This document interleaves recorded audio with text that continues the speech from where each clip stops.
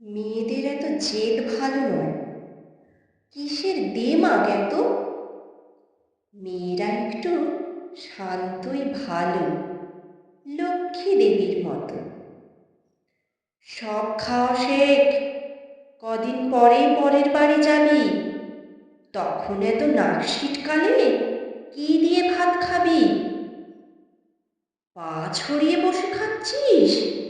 দূর গায়ে বিয়ে হবে। এ মা, তোর শ্যামলা যে রং, পাত্র পাওয়া যাবে? মুখের উপর তর্ক করিস, এত ডাকাবুকো কেন?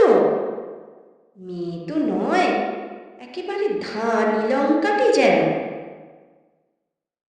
এসব কথা আমরা মেয়েরা প্রায় সকলেই থাকি শুনে।